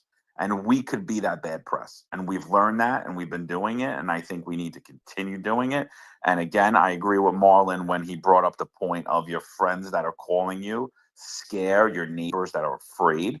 You really have to be the leader. Not everyone's going to be a leader. You have to be the leader. You have to tell them, listen, this is whatever it is, time out, whatever is going on. Are we just going to accept that our government is going to tell us they don't know it, and our police departments are going to lie when we call up and say, oh yeah, every single person on my block called 911 last night, but the police department's telling the media that they didn't get one call? No, and you really do have to be the annoying people. And that's just, it is what it is. And that's when complaints need to be filed and things need to happen. This is the only way government reacts, is by bad press, legal action, complaints from the people. You mentioned something, with Trump. It's like, just because Trump supports something doesn't mean anything. Like people think, oh well, Trump does, so what? Like I'm on the same page with you that like, oh well, Trump took the vaccine. Oh well, that means I should line up and take it right now then, since Trump took it. Like I can't think for myself. I need whatever Trump does is the right thing. Like I mean, I'm a diehard Trump supporter too, but he's not right all of the time. And some of the things he does is for political reasons.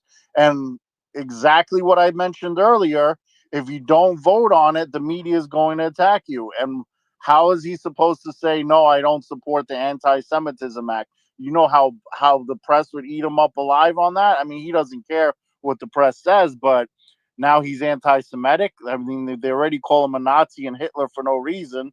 But you know, not supporting something that's titled that, and it's so stupid to even want to write and pass a bill like that, because we already have hate crimes in place. We already have discrimination laws in place. There's nothing new with this bill other than to some BS attention grabbing. Like this, and it's actually an anti-Catholic bill, the way you described it, John, because you can't say the Jews killed Jesus, which is a historical fact. Are you kidding me? Like it makes no sense. Hate crimes are in place. Anti-discrimination laws are in place. Everything to protect every race and religion is already in place and in law. There's no need for an black racist or anti-Semitic bill to be passed. It's everything that involving discrimination and hate is already a law. So that with that, I'll pass it on to whoever wants just to one speak more next. thing on that. And the other thing that's insane to me is that we gave the authority to non-elected international organization to make law in this country and circumvent how laws are passed, because they could change the definition at any time. And I'm like, dude, what are you doing? I don't understand it. And like I hit him and I hit a bunch of other congressmen, and they couldn't answer the question. And I'm like, this is really bad, because it shows how little we as the people read what these people are passing, and it shows how little they even understand what they're doing, because I truly don't think that they thought about these things until I started hitting them with it. And I'm like, I really like it's, and this is what's the problem in this kind. It's the same thing. Like now, this whole drone hysteria. When I'm like, everyone's like, it could be this, it could be that, it could be this, and all I'm saying is, I don't care what it is. I just want to know why the people that when I'm supposed to that we laud every day. And listen, I was a member of the NYPD for 18 years. I love the NYPD. I'm a supporter of them. But I want to know when I call 911 that my family's protected. When my family calls 911, they're protected. Who do you call when there's a flying object over your home or something that's endangering you? You pick up the phone, you call 911. That does not go to your congressman. It doesn't go to the FBI. It doesn't go to the DOD. It doesn't go to the President of the United States. It doesn't go to the Army. It goes to the police department. So I want to know what you guys are doing about it. And if your answer to me is you're not doing anything about it, why are we paying you? Well, that's a good point. John, I have to say that my little body feels super inflamed with this anti-Christian bill that you just spoke of. I like what Mark said. We renamed it the anti-Christian bill. Here's sort of like what I've noticed, right? And I may be changing the conversation a little bit, but I'm trying to connect some dots. Luigi Mangione, right, is accused of killing the United Healthcare CEO. And do you guys remember what big event was going to happen in the city? That day, they were lighting the Christmas tree. So once again, a tradition that involves a Christian holiday or tradition. Maybe it's just our New York City tradition, but it's our New York City Christmas tradition. The lighting of the Christmas tree, there's lots of tourists there. I'm not saying that this was planned. I'm just saying the timing of it happened on that day, and it hijacked the news cycle. January 6th, as I've mentioned before, is a day that a lot of people, including Puerto Ricans, that is the big day for primarily Puerto Ricans that live in Puerto Rico, not the ones that have been Americanized, although some do carry that tradition. So the 25th is not our big day, it's January 6th. But now January 6th has been hijacked to us thinking about the J6ers, in which we should be thinking about because a lot of them were unjustly convicted and are still serving unjust time. Holding that, Easter, what happened last Easter? Our day again was hijacked with Biden reminding everyone that that day was also Trans Invisibility Day, if I'm not mistaken, or Visibility Day, excuse me. But yet that message, when it was tailored to the Spanish speaking community, left like there was no mention of that other a celebration. It was just Happy Easter. But it's not lost on me that on that day in New York again, weren't there some activists that stormed into, was it St. Patrick's Cathedral and hijacked the Christian mass? And I'm about to end this, but just now there's breaking news. I mean, this happened a little while ago, that there's been a shooting and that it took place at a Christian high school.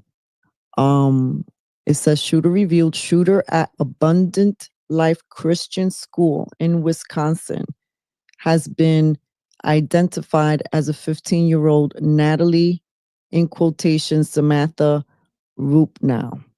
So I don't have any details of that, but I'm just sort of pointing out the threads of Christianity. And the last thing I will say is that I have had dreams.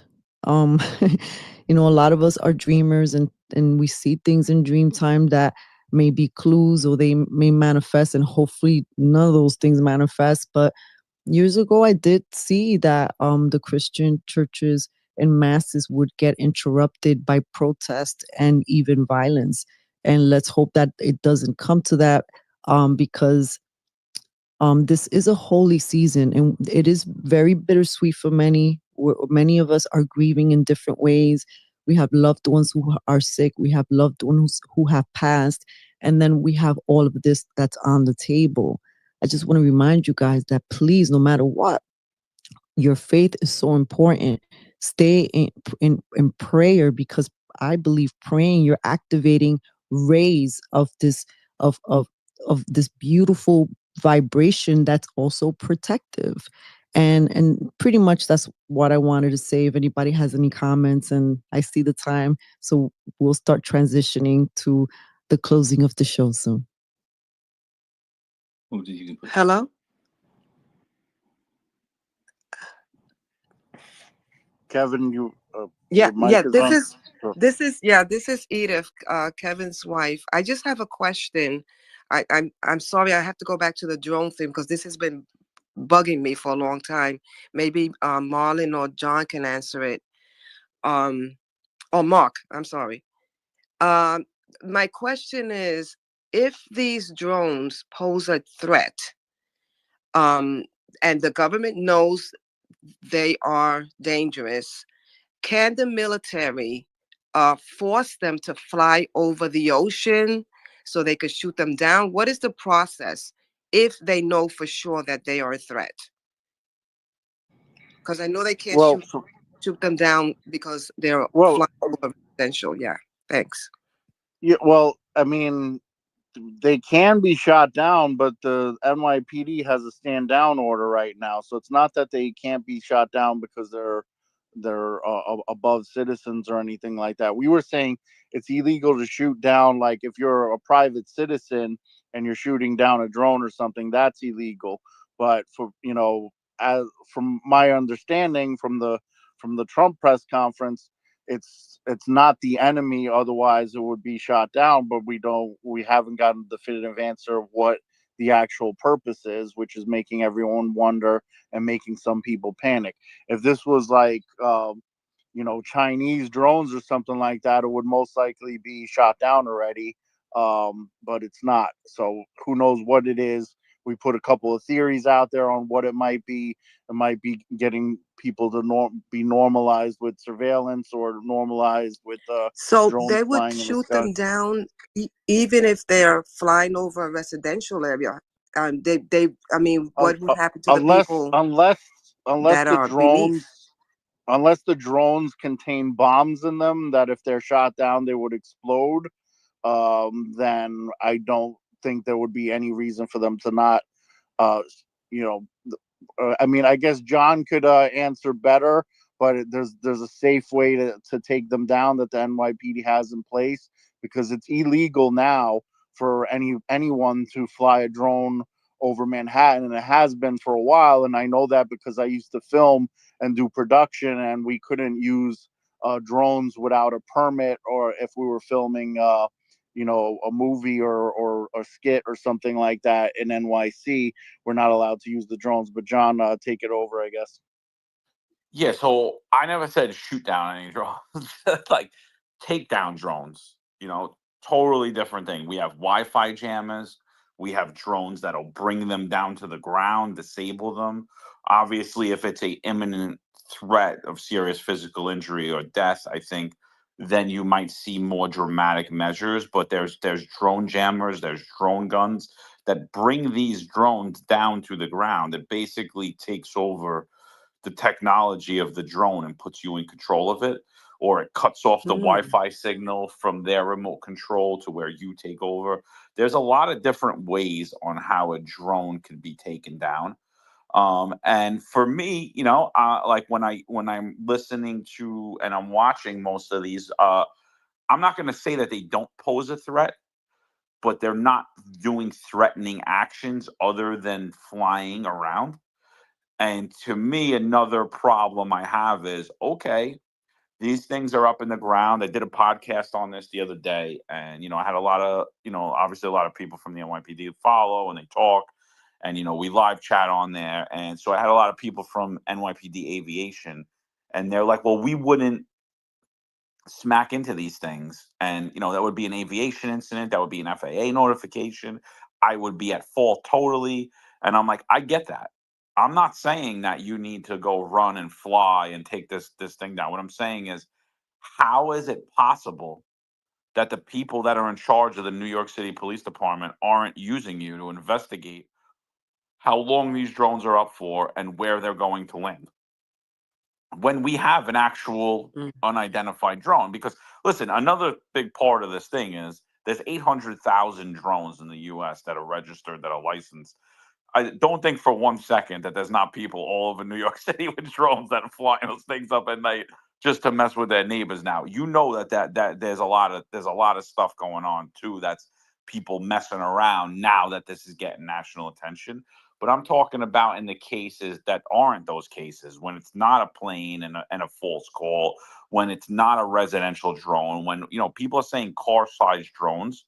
In that case, I think we want to surveil that, see how long that thing's up in the air for, where it's going to land, and do a proper, thorough investigation instead of telling the public, no, we didn't get any 911 calls last night when you had 100. Okay, thank you. Think you might have cut out for a second there, John, but I heard most of it. I want to backtrack to some of the things that Cafecito said on the attack on Christianity. I mean, January 6th is the 12th day of Christmas. If you remember the 12 Days of Christmas song, that would be the 12th day. Now it's definitely known for something else. But I am going to talk about January 6th since it is up there. I did put a video out there on my Instagram from a couple of years ago in the Citizens Against Political Persecution, founded by our good friend, fellow freedom fighter, Cara Castronova. I was with her on January 6th, and she would always say that, those prisoners could have been us if we were in the front and the doors were wide open and they were letting people in. Why wouldn't you go in? It's the Capitol building. It's a public building. You know, you would walk in or whatever. We didn't walk in. We were nowhere near the entrance. We were not arrested, but we could have been if we were in the front. And that's how she felt. And these people were being tortured and solitary confinement, denied haircuts, fed mayonnaise sandwiches and things of that nature. Where they're not getting fed properly for years. And all they had to do was cop a plea. They had to just plead guilty and they would have been released. And a lot of these people fought because they know they did nothing wrong. They didn't want the criminal charges against them. They, you know, and hopefully when Trump finally takes office, we're going to have, you know, these people at least get some financial compensation for the torture that they've received these past couple of years. I don't think a pardon is justice enough for what these people went through, for literally just walking into a building that is a public building. um and you know, Stephen A. Smith recently posted a video about how he's upset with the Democratic Party because he found out that, you know, January 6th was an inside job, that more and more evidence. Cafecito posted something a few days back, I believe, you know, putting out a video on that, which I'm a collaborator on. If you guys want to check my Instagram, I have the same username on all platforms at Mark the number 4NY. And basically, you know, Stephen A. Smith said how many times are the Democrats going to lie to us? And it's like Trump was right about this, and you know how many other things was he right about? It makes him upset that, you know, he was, I guess, defending the Democrats, and then he found out he was wrong and Trump was right. Something along those lines. I shared it in my stories on Instagram, the full statement from Stephen A. Smith.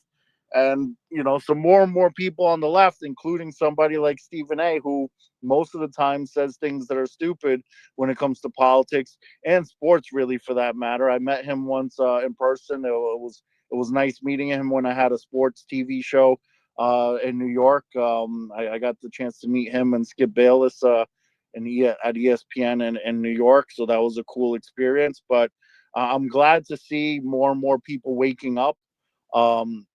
And I'm curious to see how it's going to be handled when Trump is in office, with these people who were Trump supporters who have been tortured for the past year, the past several years, excuse me, as a result of this. So, but with that being said, I'm going to remind everyone once again, we are every Monday, 9 p.m. Eastern Standard Time, 6 p.m. Pacific on X Spaces.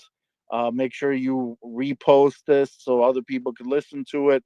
And basically, if you like any of us that have spoken or any of the other people on the program, you could click on our photo and click the follow button. If there is something that you want to add to and for future references, because we are going to wrap things up soon, you could request to speak on the bottom left. And with that being said, I think it's probably time for final thoughts, unless there's something else that you wanted to add, Cafecito, before we get to the final thoughts segment of the program. Yes, just some quick announcements before I forget. We are in the holiday season. Don't forget that we do have friends who are, you know, independent creators, artists, sellers, and you can, if you want to get a gift, like for a loved one, like a stuffer, a stocking stuffer, Kozi's Pure Soaps, that you can go on Instagram and go to Kozi's Pure Soaps or visit Kozi's Wellness and follow the Instagram prompts. I just purchased some rose and the vanilla mint, and I was also I've been using the orange one that he also sells. It's so delicious, and I love the scent that it leaves, the aroma in the air. It's really great gifts, and you also are supporting you know, your local freedom fighters, those of us who are creating new ways in this canceled space. If you want to support Cafecito Break and leave a little gratitude donation for our work, because this is our full-time job, visit our cafecitobreak.org or find our links And also, I am doing a gratitude challenge. It's called 29 Love Letters, and that's on our Substack. And I'm starting a fresh one in January. The focus is going to be decluttering. And if any of you are interested in joining me for that gratitude challenge, you can go visit there for details. And then that's it. So, who would like to go first for final thoughts? Monica, if she's still on.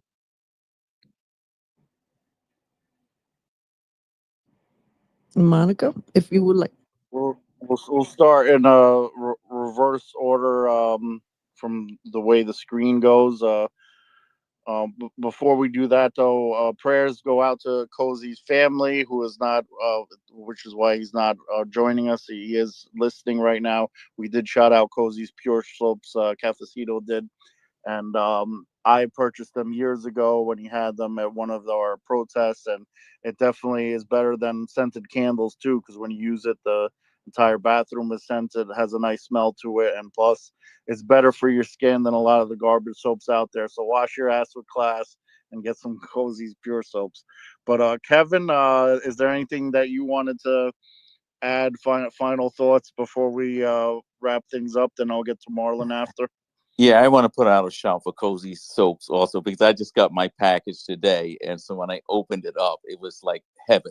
The smell, it's he hit a home run with those soaps, so I'm excited about it. So yeah, I love you guys. You guys are doing a great job, and as I said before, I really feel like this is the first thing that I've heard. I've been listening to all the stuff about the drones, but what was said here, even the speculation and the theories and concerns and so forth, you guys brought a sense of expertise from your own fields, helping me to get a better grip. Because the thing is, if we begin to understand something, I think also that helps to diminish fear. So I certainly appreciate this program. Thank you for that, and thank you for joining us today, Kevin. Marlon, your final thoughts for the evening? Yes, thank you guys for having me on. I just wanted to go back and I know Cafecito mentioned whether these drones were UFOs or using some sort of foreign technology. I just wanted to note that nothing that you're seeing is like alien. It's all advanced technology, and I didn't talk about it, but one of the things that makes America special, again, going back to the fact that we sell our debt in the form of treasuries to other countries, right? Is that gives us kind of like an unlimited budget to research things, and that's what DARPA does. For those of you who don't know what DARPA is like an advanced scientific wing of the Department of Defense, and most of the items that you use every day come from DARPA. They spent years being researched and being built in a lab until they're ready to be farmed out to corporations from DARPA. Those things include Siri on your iPhone is from DARPA. Facebook is from DARPA. Google began as a DARPA project. Palantir, GPS, Kevlar vests, computers, radar, AI, drones. It all comes from DARPA, and when it gets ready, it gets farmed out to corporations that then take it public. Now, if you think of it for a second, the U.S. government is the only company that could spend trillions of dollars, literally trillions, right, on research on a product that they may never see in production for another 30, 40 years, which is the case with the internet, because the internet was developed in the early 60s, and you didn't see it until like the mid 90s, really. So that is one of the benefits of us being able to farm out our debt to other countries, which is why you see it's so important that what Trump said about countries that leave the dollar lose access to America. It's like a vital national security interest to America. With that said, if you're seeing these advanced drones, these are all deep black budget tech that has been in the closet for years, and that it's only reached a point where they think they could use it now publicly to help push government to fund more of this research. And they're doing it now again because China is saying, we're not buying your debt anymore. We're going to buy gold instead. So it becomes a problem for DARPA and for the companies that work with DARPA in the military industrial complex. So if the media starts telling you it's UFOs, or they start pushing more of this UFO propaganda, which they have been doing in the last 3 years with Congress having these conferences about alien bodies or something, take it with a grain of salt, because again, the government has a lot of stuff that it's stuff that they've been working on for 30, 40 years. Okay. It's stuff that other countries cannot even begin to fund because they cannot sell their debts like we can. They have to balance their budgets. We don't have to balance our budget. We just have to sell the treasuries, or we didn't before. We may have to in the coming years if China does not buy our treasuries. But thanks again for having me. And I listen to you guys every week, and I'm usually in the background doing other things, so I don't always get to come on.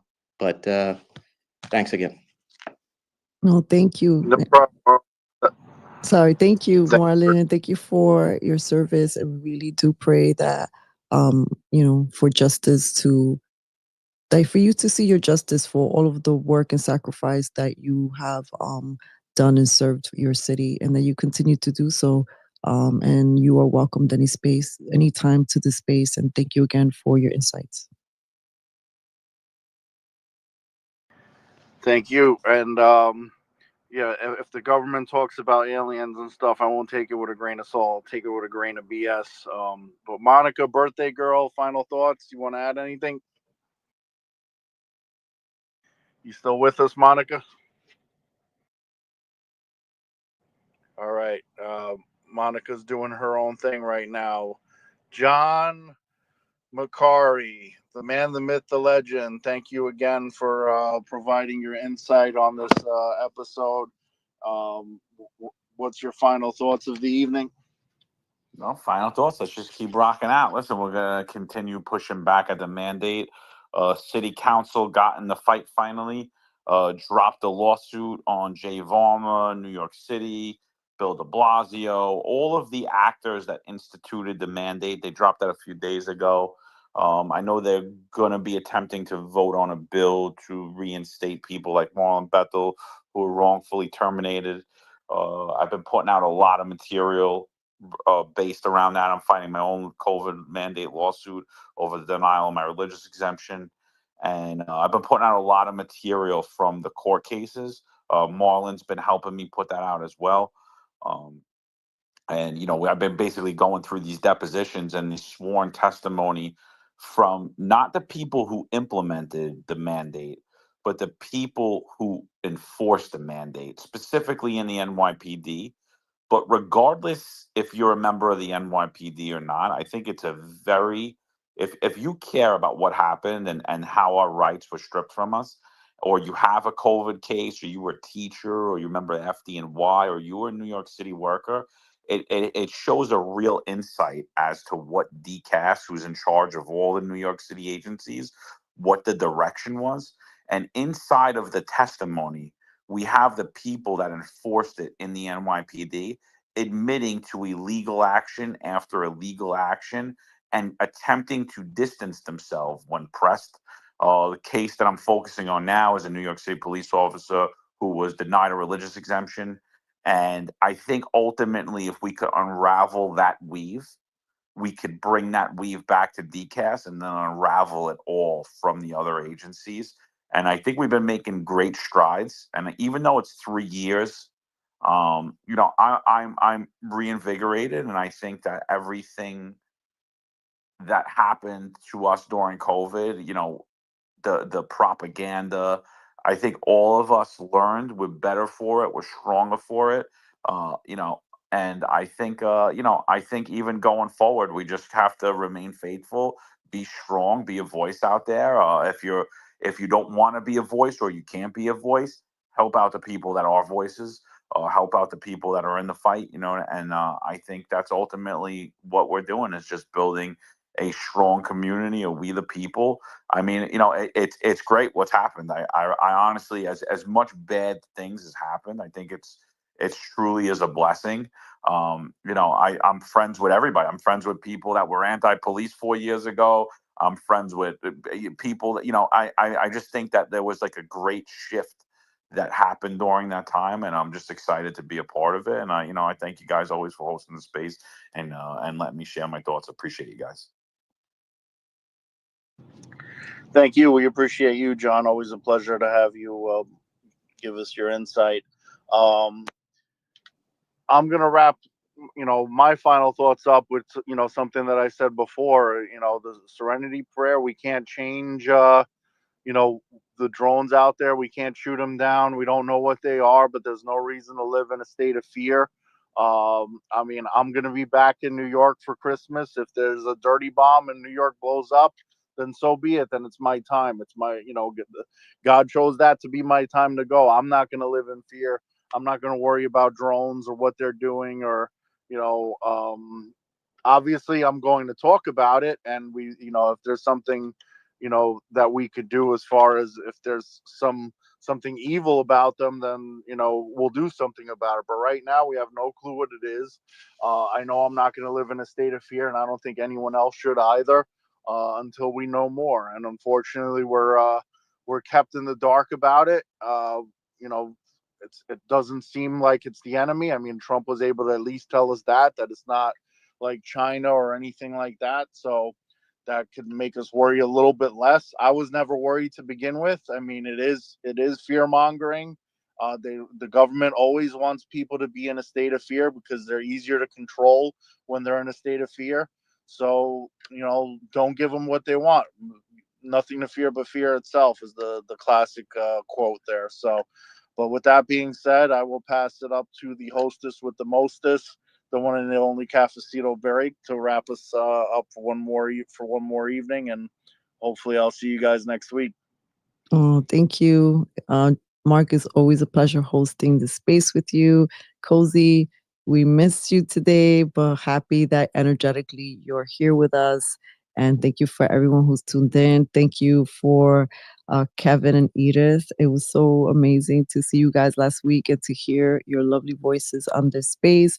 And Monica, I will continue to always sing to you now that I know you love my voice so much. Happy belated birthday, mamita. I want to wrap up with this quote. Last thing.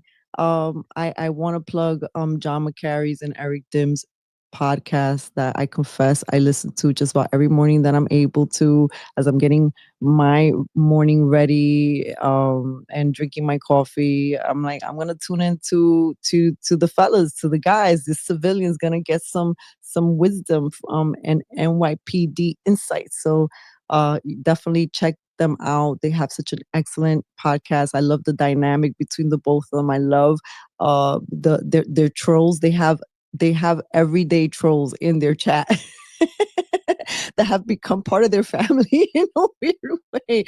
So I love it. John, I don't know if you want to plug your podcast real quick, and then I'll make my closing statement. Thanks. That really made my night. I appreciate that. Yeah, it's New York's finest retired and unfiltered podcast, but it's at the finest unfiltered. YouTube, Rumble. We're on Spotify. We're on Apple. We're on any platform, anywhere where you listen to. And then also we have www.thefinestunfiltered.com. So I appreciate that plug, Cafecito. It was very nice of you. And it is, the trolls are awesome. It's actually probably one of my favorite parts of the show. Yeah, I love your shows. It's hilarious, and I love the trolls, and you know, it's part of my morning routine. So I appreciate it. And this Monday night is becoming part of our Monday night routine, and I appreciate it because I appreciate you guys, and I always feel like this moment is a treasure. So I'm gonna close out with this. You may have heard this quote several times, but it is perfect. It's by Marianne Williamson from A Return to Love, Reflections on the Principles of A Course in Miracles. So this is the quote: our deepest fear is not that we are inadequate. Our deepest fear is that we are powerful beyond measure. And it is our light, not our darkness, that most frightens us. We ask ourselves, who am I to be brilliant, gorgeous, talented, fabulous? Actually, who are you not to be? You are a child of God.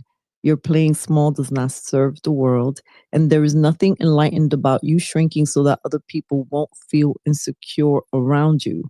We are all meant to shine as children do. We were born to make manifest the glory of God that is within us. It's just it's not just in some of us, it's in everyone.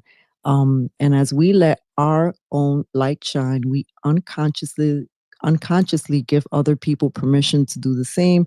As we are liberated from our own fear, our presence automatically liberates others. And I have to tell you, I've read that quote out loud and to myself many, many, many times.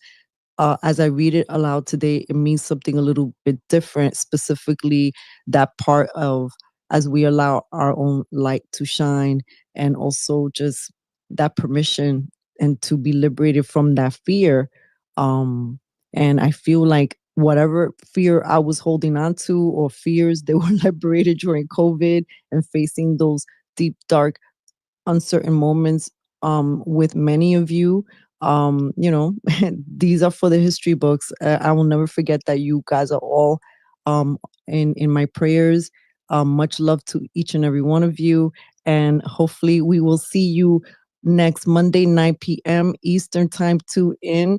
We have a very special guest that we've confirmed. We're gonna let Kozi drop the news, so you're gonna have to tune in to our Instagrams, which is Kozi's Wellness. Follow Mark for NY. Follow anyone that you see here that you feel called to follow. Follow the New York Freedom Fighters, which is where we're posting our social media. And we are also creating a separate channel on Rumble, the New York Freedom Fighters, where we'll be uploading our shows here up there, so that there's a separate place for you guys to just hear the shows. Thank you again. God bless you. Have a wonderful evening.